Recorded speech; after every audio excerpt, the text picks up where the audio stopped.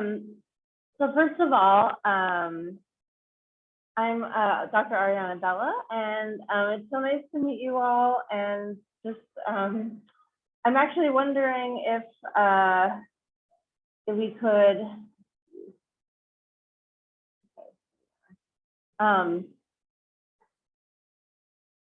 don't know if anyone wants to share it with me. I would love to just hear everyone's name, but who feels comfortable doing so, and just like a 10-second like name and where you're from, because and I think you're all from Michigan, so but just where in Michigan you're from. So do you mind doing that for me? It'd be really great. And I know that, let's see, so maybe we can, if someone want to start, and then just popcorn it to someone else, and just really quick introductions. I know we're running behind. I can go. Great. Can you hear me? Okay. My name is Bella. It says Isabella. I go by Bella though. And I live in South Lyon, Michigan, like near Ann Arbor. So. Great. And then would you popcorn it to somebody else on the screen? I think Cassandra wants to go. Great. Yeah. Hi, I am Cassandra, and I actually live in Ann Arbor. So Fantastic. Melinda. Hi, I'm Melinda. I'm from Plymouth, Michigan. Great.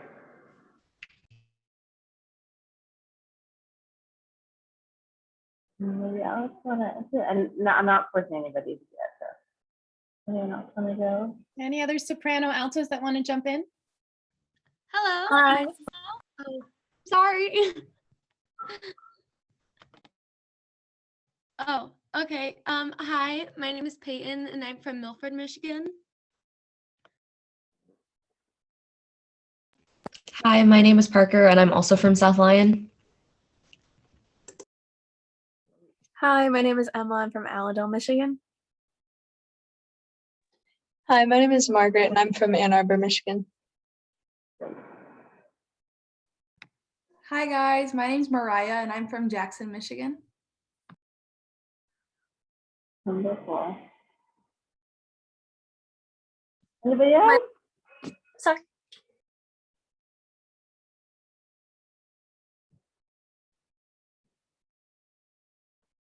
I think someone was trying to stop it. Oh, hi, sorry. I'm Marissa. I'm from Ann Arbor. Great. Hi guys, I'm Jamie and I'm from Shelby Township, Michigan. Great. Anyone else? It's hard to tell when on the screen like this. So the reason I wanted to do that was because, you know, normally you'd be singing all together, and you get to know each other just, you know, by being in a choir, and you don't have that opportunity now. So it's actually great to just sort of see who you're singing with, and you know, the way things are right now is so isolating. It's such a weird world we're in. And so what I was hoping to do a little bit of today is just talk through the piece. I'll play recordings and we can kind of sing through it, but I know that it's very strange to sort of be making music by yourselves. And you know, when you're recording, I've done so many of these virtual projects now, and like when you're recording, it's so isolating. It feels like, you know, you're not singing, it's not the choir experience that you're hoping for, but hopefully that there's a new horizon ahead and we can be back singing together. But just kind of thinking about, we're sort of going to look at the piece and sort of say, you know, how can I still think of this as a piece I'm singing with others? How can we approach this as a choir piece still? What kinds of things can we think about? So the first thing I want to do is, I'm going to share it with you. So you've warmed up a little bit. Maybe we can warm up a tiny bit more. I have a couple other exercises that we're going to do. And okay.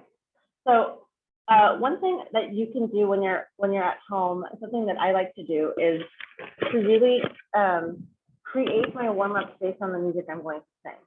So I don't just think about when I'm leading a rehearsal, I don't just think about here, let's hear like 5 exercises I can just do. I really think about the kinds of pieces the kinds of phrases that I'm going to need to sing, and then I create the warm up for myself or create the warm up for my students. So for example, in this particular piece, I'm going to be thinking of longer lines. I'm going to be thinking about there are a couple moments that are tricky jumps. So maybe I'm going to do a warm up that has a leap in it. And sometimes you can even take a phrase from the piece and then use that as a warm up. So for example, I think what's really great about this piece is the sing on. So you could try to do sing on, or sing on, sing on, sing on, sing on, and actually add the text from the piece so that you're really starting to sort of combine it. And that way you're not feeling like your warm up is separate from your music making, that it's really part of it. You're actually warming up for the music that you're going to sing. So let's just try that one. Let's start here. Sing, sing on, sing on, sing on, sing on. And I'll sing and I'll lead you through it. And we'll join me, okay?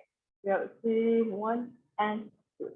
Sing on, sing on, sing on, sing on. And I want you to be thinking on, sing on, as yawny as possible. One more time, that one, ready? And go.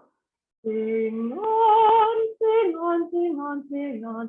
Do, do, sing on, sing on, sing on, sing.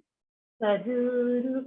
Sing on, sing on, sing on, sing on, do, do. Sing on, sing on, sing on, sing on, do, do. Sing on, sing on, sing on, sing on, do, do. Sing on, sing on, sing on, one more.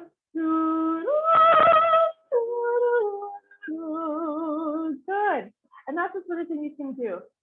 And then if it's a longer phrase in music, you could add a couple beats to the top note. So sing on, sing on, sing on, sing on, depending on how long that phrase is. And then you're preparing yourself for the music that's to come. So that's kind of something you can sort of keep in your back pocket as you are singing on your own and warming yourself up. So what I'd like to do now is let's go through the soprano. So I see that I have the link from you.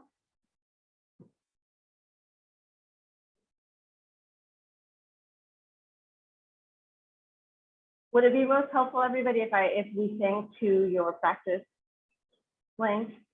So I'm going to play that because I pulled up something else. But if that is easier, let's try to do that. Might help because of the timing is so tricky. Yeah. Okay. So let's try to do that. That's a good idea. Okay.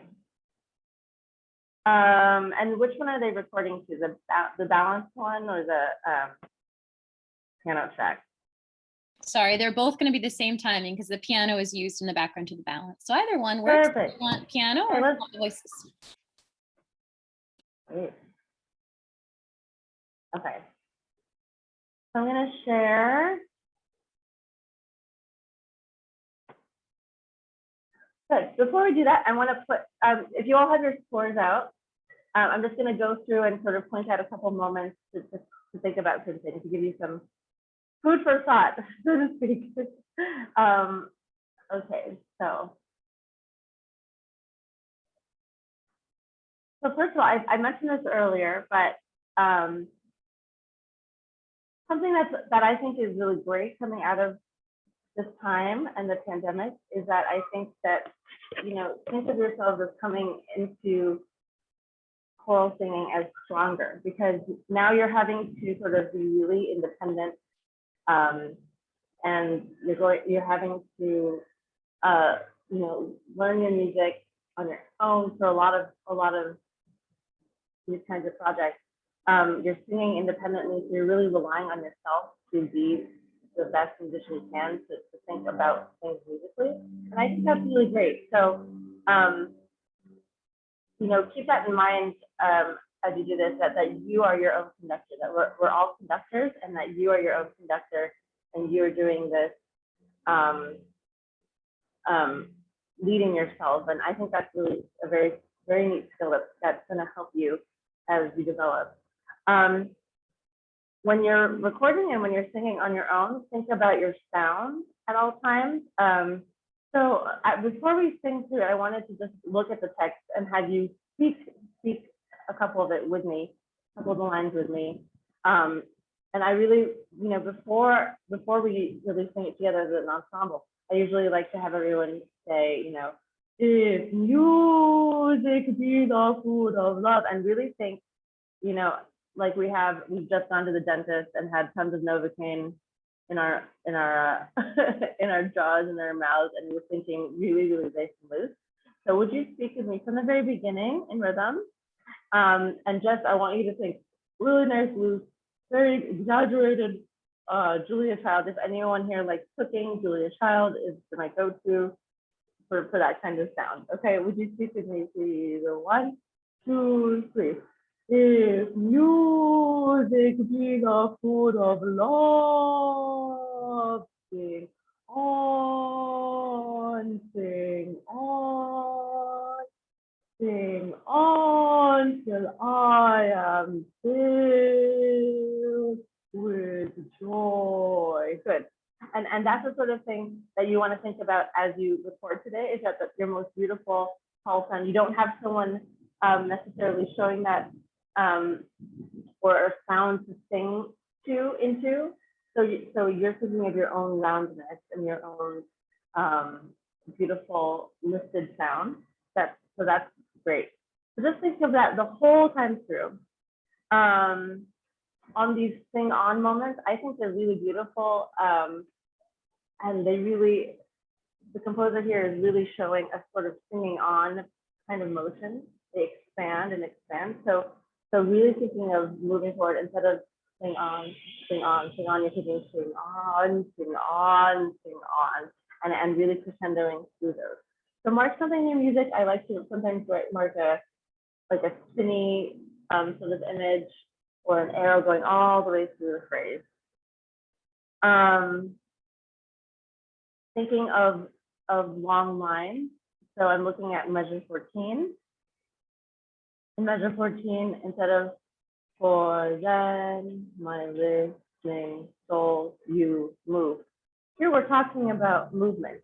So really thinking for then my listening soul you move. Will you speak that with me? I saw some of you do that already, which is great. Okay, 1, 2, 3. For then my listening soul you move to pleasure. And you're really seeing a phrase with height and direction.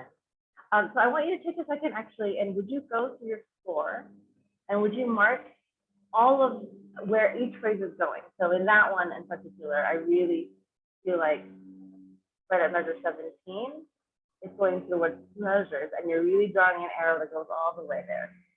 And let's mark another one. Let's mark to pleasures that can never cloy.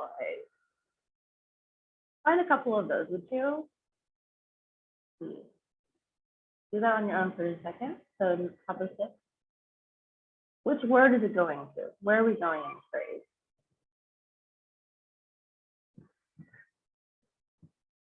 And you know what's really great is that it could be a different place for each of you.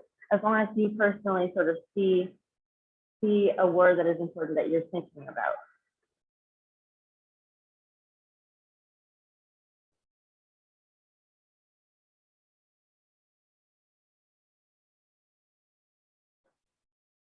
Can we look at measure 30? From measure 30 through 34, can someone tell me one of what they find to be the climax? What do you find to be the climax of that phrase? 30 to 34, that area. Anyone have one? Can I get to Melinda? I said the part that says that you are the music is the climax of it. Yeah, I think that's very possible. And some of you might say, so you are the music. The composer sets that as the highest point vocally as well, right? So that's and then someone else might think everywhere is where the phrase is going, and so that's okay. So having different places where you're thinking of singing into is great, and I don't think there's a wrong or right answer to that. Good. So go through your score and do that. I think that's going to help you. Another thing that might help you is looking through your score and writing the stress of the text. You don't have to do that, but I do want you to think about it. So we're not singing. Let's look at the bottom of page 7. Pleasures invade both eye and ear. Pleasures invade both eye and ear. Not every single note will be made equal. So we don't want to sing eye and ear, but eye and ear. And you're thinking those words that are not as important, they'll come away. And I actually really tell all my students to mark a stress over that, or put words that are really not important in parentheses, or I draw this sort of thing on top of the words that we really come away. Okay, only a couple more of these, and then we'll sing a little. Final consonants, just without a choir there around you to sing with those consonants, it's tricky. So just being really mindful of that, and then the other things, one of the things I want you to think about is in measure 61, for example, if you would go there with me. What colors do you want to paint? And I think something like this moment, 61, is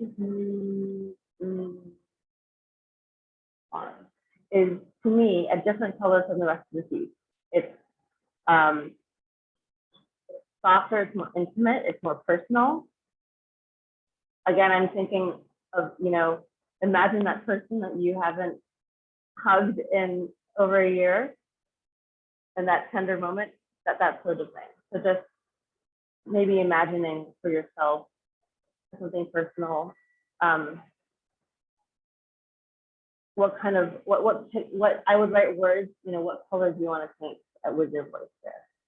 And then the last thing is, what does a composer want when a composer repeats text? Sing on, sing on, sing on, for example. A composer is deliberately trying to do something every time there's repeated text. And every time there is repeated text, that has to sound different. So being very aware and thinking about how you can make it sound different every time. Great, so let's go through, and I'm going to share with you.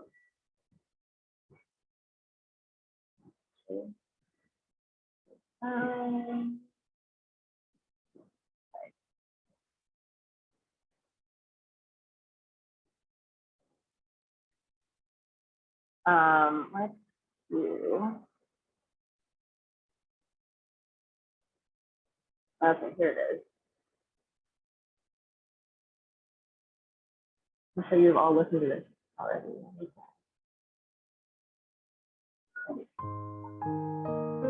that loud enough?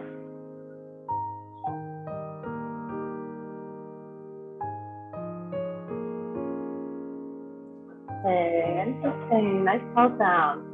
Nice and tall. Alto there.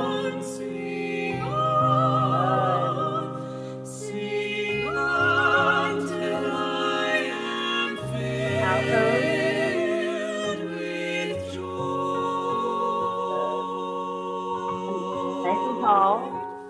For then my listening so used, for then moving the sound.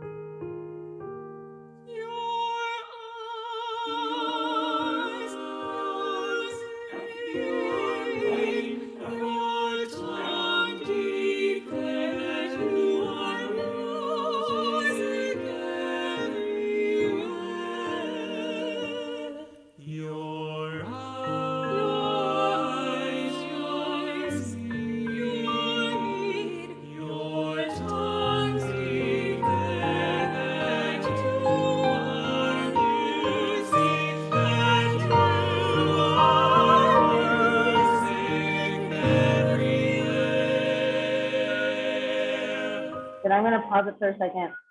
Good. So that's that moment that we're talking about. And for me, it could be you are music could be the height of the phrase, or everywhere could be the height of the phrase. And that's a place where really expanding, really thinking of your breath and really sending it forward is important. And going back to a couple moments where I think altos really bringing out your sound. You know, altos sometimes you feel left out of the limelight, but this has so many beautiful moments for the altos to really sing. Right here I'm singing on a measure of 5, 6, 7, for example. Bring that out. And then joy, the harmony changes there. And I think that's really all about the altos. And so altos really singing out on that G flat there. Okay, we're gonna keep going. So we did the end here. Everywhere.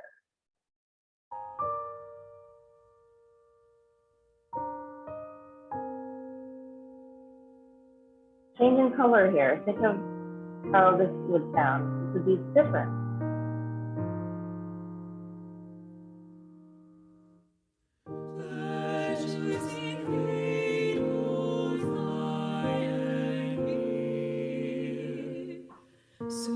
Lots of space. Open.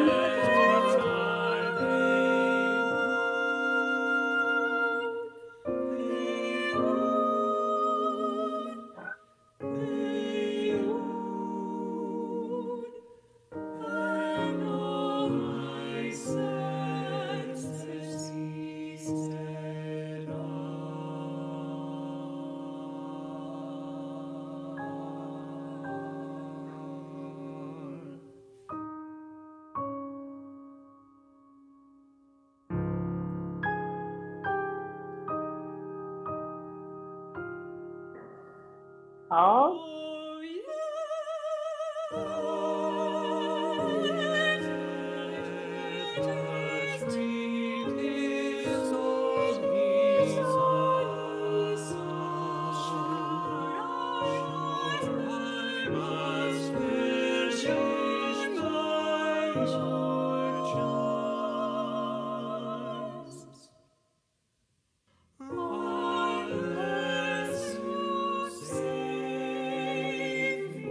Lots of air, spinning, spinning.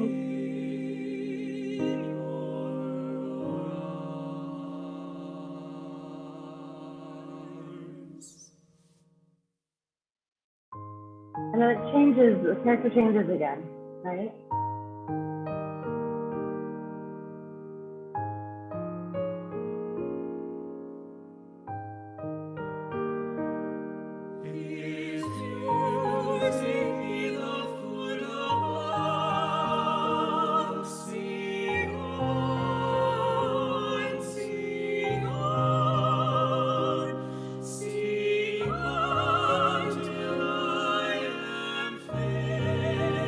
Altos.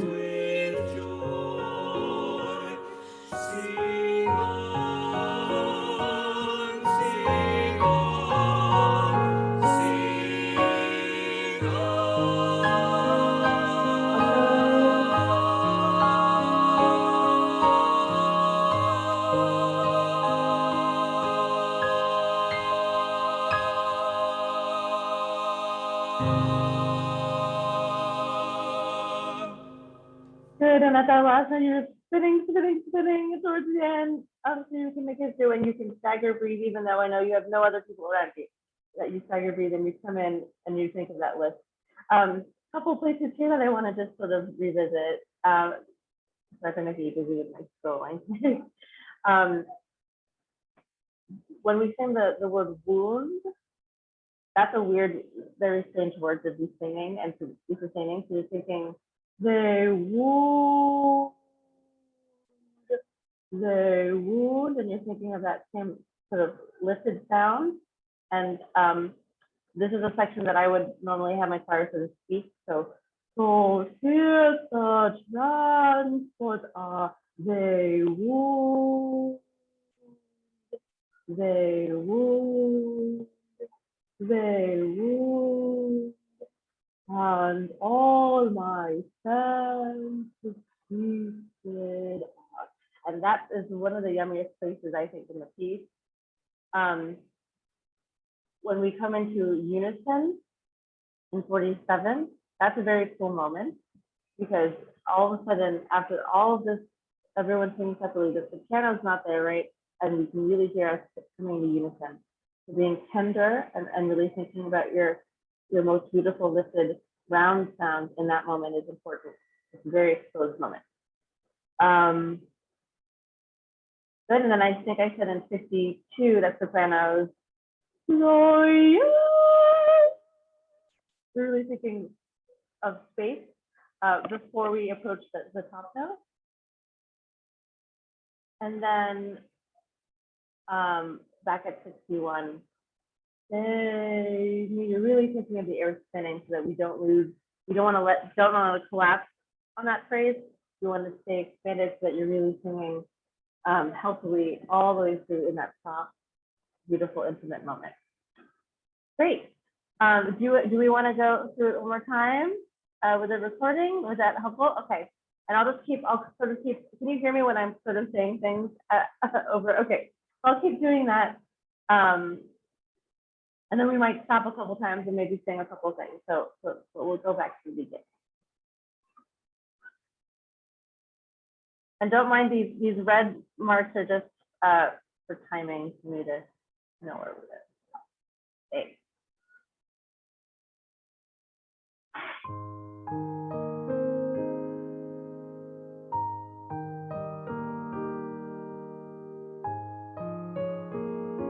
You're already thinking of your breath.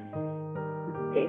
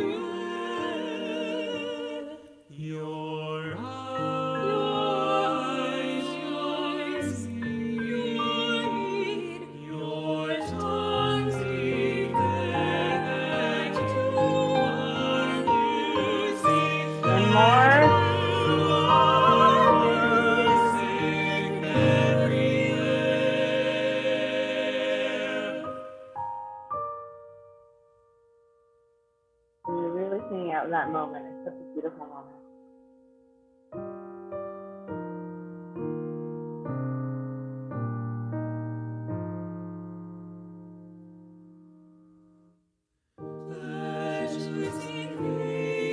Up of line and really thinking.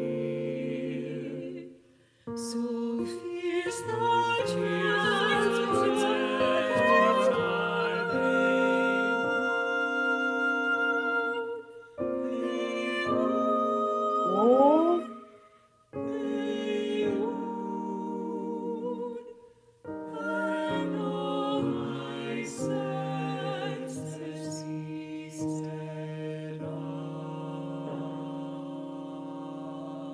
get the energy all the way through.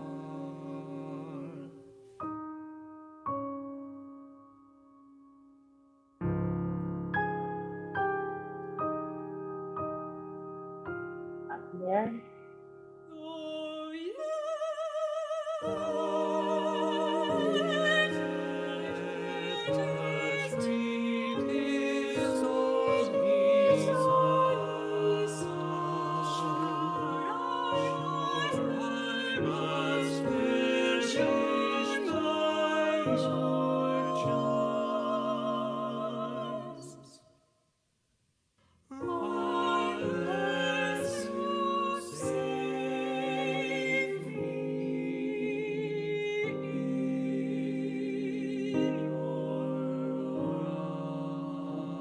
Keeping the energy alive.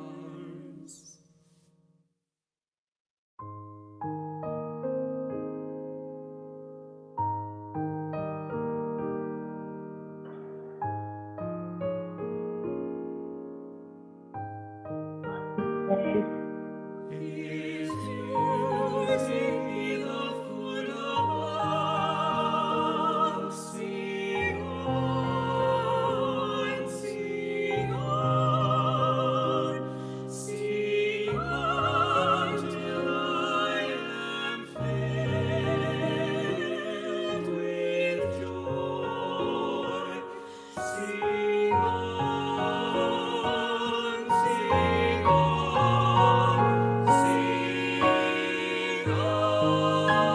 Alto in the moment. Nice and full. All. Sound spinning. Yeah, lots of energy. Good, and your tendency is gonna want to be just relax and take a nice deep breath and then come back in if you need to stagger at that moment there. Great. I so wish that I could hear you all because this would be a totally different experience where I could sort of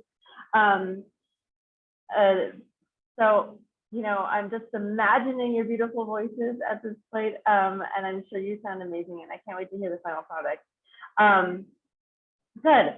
A couple other places to just sort of think about. I still love this moment here at 46, and you know, there are a couple moments, altos especially, where you are either entering in a dissonance and or have a dissonance, and you don't really get to experience it because you're recording by yourself, but really maybe while you're recording, imagine that sound of you singing with that part against you. So I'm really thinking, where was that? I think it was right here.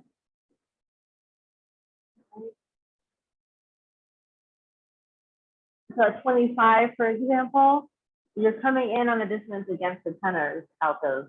And that's such a cool moment just to do that. And you don't really get to fully experience that. So really, really think of it as leaning in, lean into it and then relax into the sound in those kinds of moments. Really imagine and sing as though you are singing those dissonances against another voice part. Beautiful, beautiful. Sarah,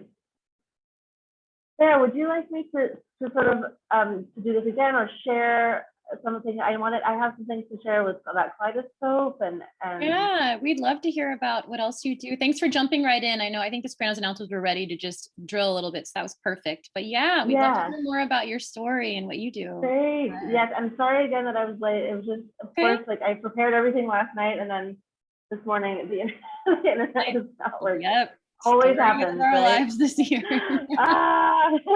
But you do so many cool projects, so I know they want to. So first of all, so I used to live in Michigan. I now live in Massachusetts, and it's been, I love Michigan. Michigan is so dear to me, and I'll probably be back there in June. So I sing with this group called Audivi, which is a professional group. I think you're meeting Blake later today. Blake started in Audivi many years ago, and then went to do really amazing things. So we know him very well. And this is a professional 12-voice ensemble based in Detroit.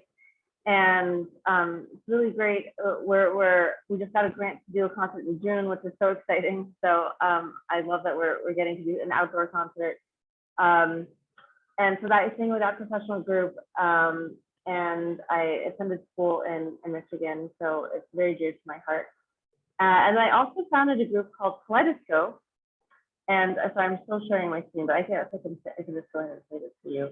So I thought I'd play this 5-minute video for you so you can sort of see what this group is.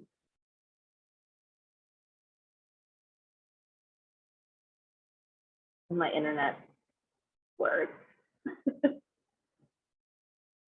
Oh no. My friend Sherry and I went to grad school together. We just talked a lot about representation in this field. It's been our dream idea, conception for a long time. We started noticing as we became professionals that there were very few people in early music that frankly look like us. We were talking about it and decided, well, maybe one day in the future we could start an ensemble. And this was about, 10 years ago when we were in school together. And my friend Sherry and I went to grad school together. We just talked a lot about in the conception for a long time.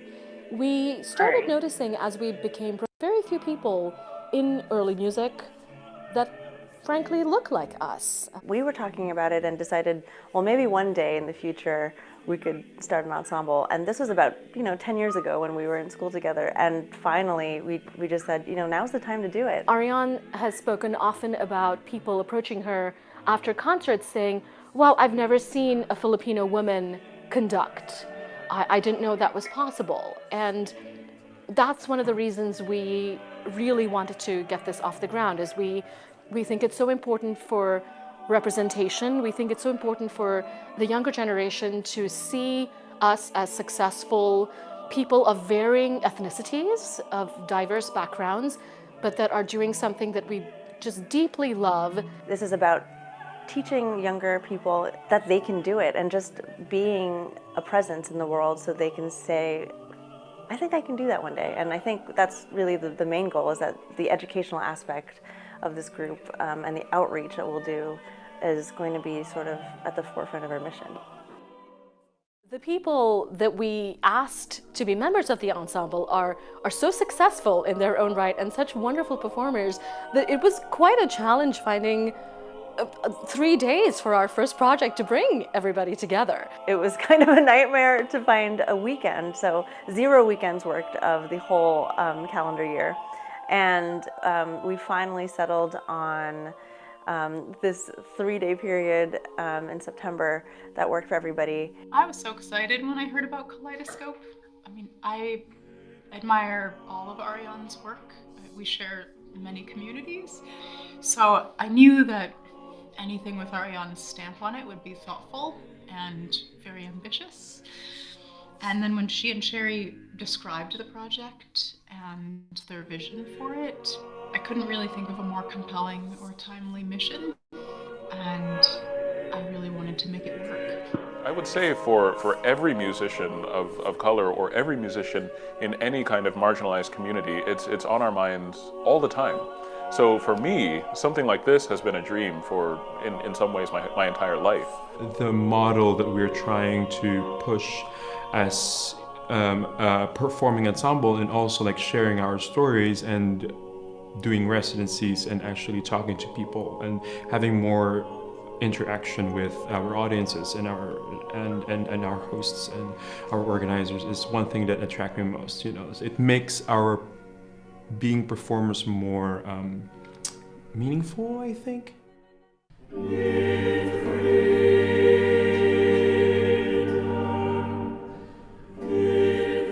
Kaleidoscope offers so many people a chance to say, yes, I think I might be able to do that.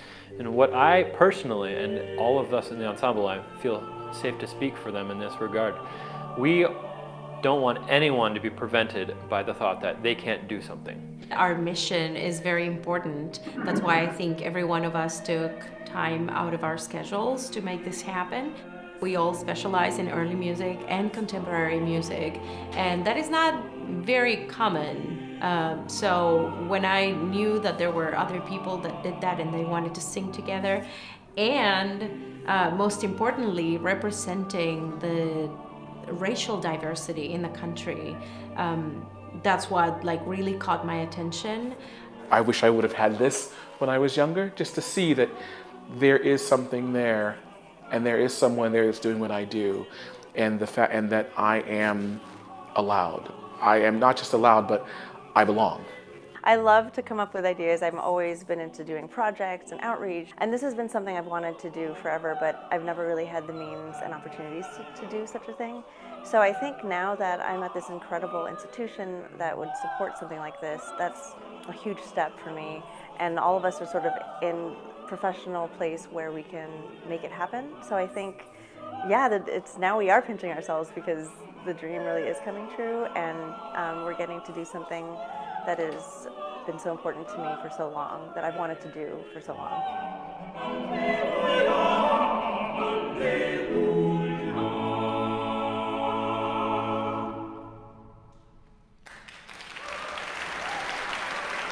So that's Kaleidoscope. Yeah, and it's very great. I'm going to send you a link to a concert we did. Actually, I can play maybe 2 minutes of it for you, but it's very exciting.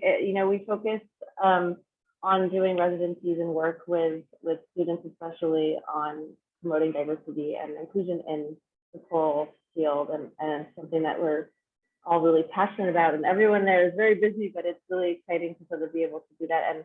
And we had a concert, an online concert. So I'll send that to everybody, and you can watch it on your own. Yeah, so actually, Sarah suggested we have questions. Does anyone have any questions for me, or either about the piece, or things that we talked about, or for me about what I've shown you, and just anything at all?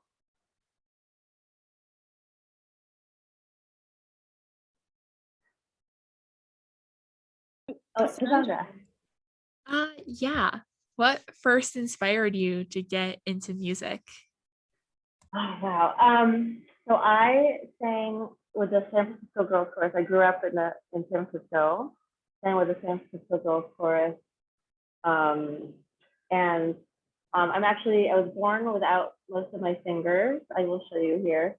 And I was born without my left leg. And when I was a child, singing in a choir was the only thing that really helped me deal with disability. And it was always something that comforted me, and it helped me. I met all the people that I love, and my greatest friends are from that children's choir. And I think, as I got older, it was very difficult for me to say, I'm going to do music, because I thought, why would I do something that,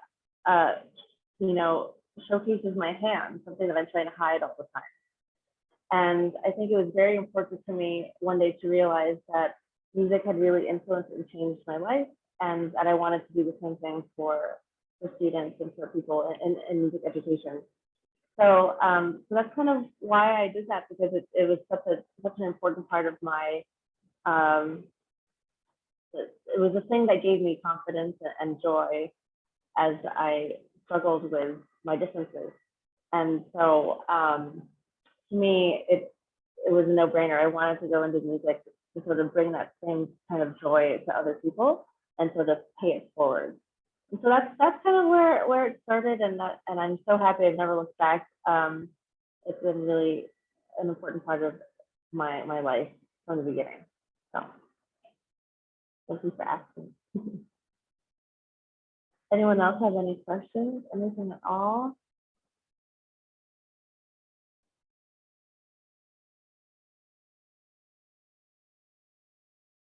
I have one.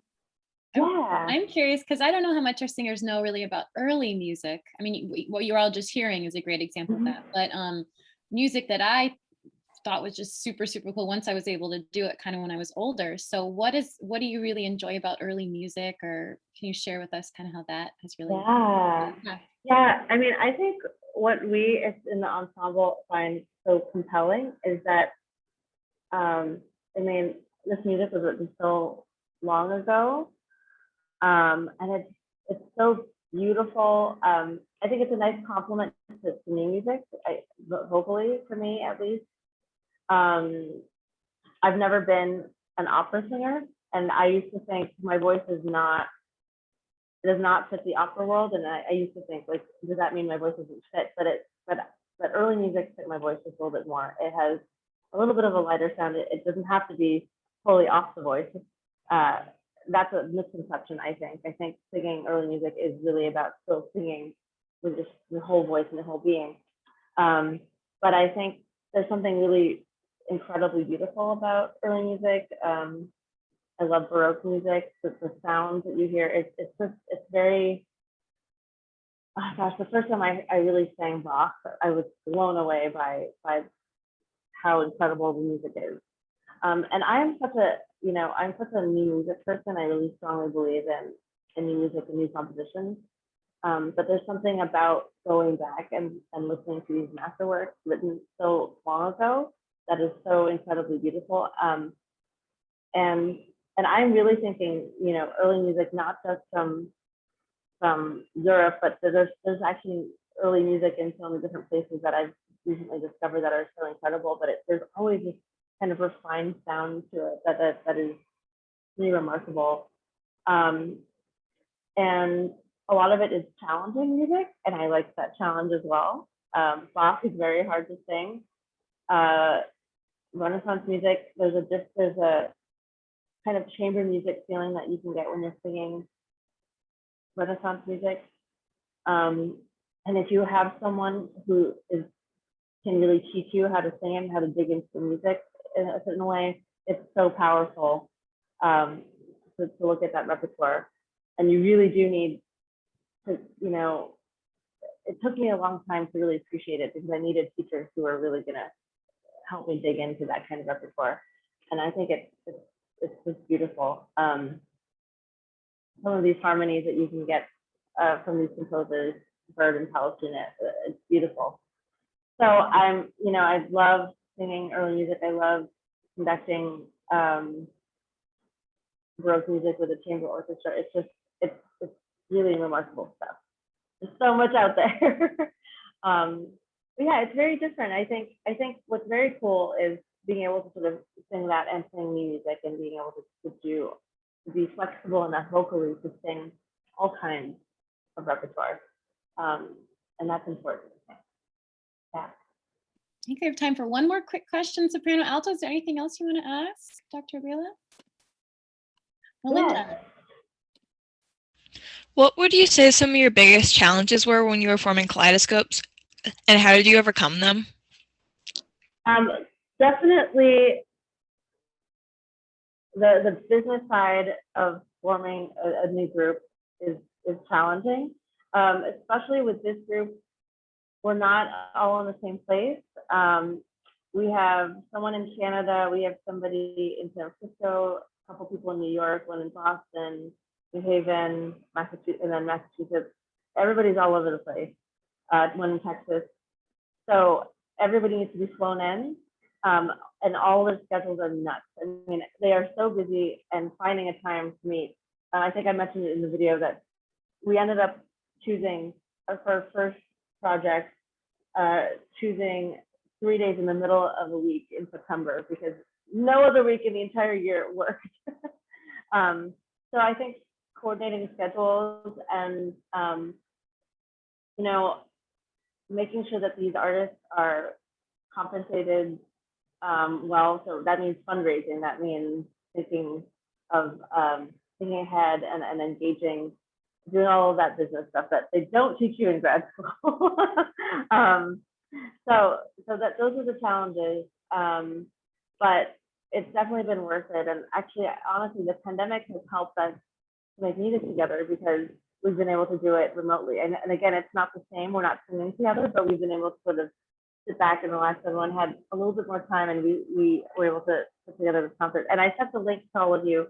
It's a really lovely concert if you have time to watch it, where everybody shared about themselves and a piece from home, and everybody did sort of a little bit of a music from their houses. So it has been fulfilling, but definitely challenging. There's a lot more business to it than just music making, for sure. So yeah.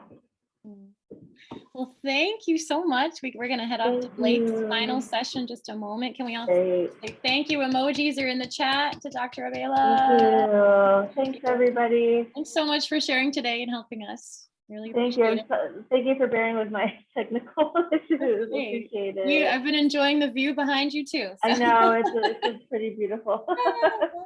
Good luck recording, everybody. Thank you so much.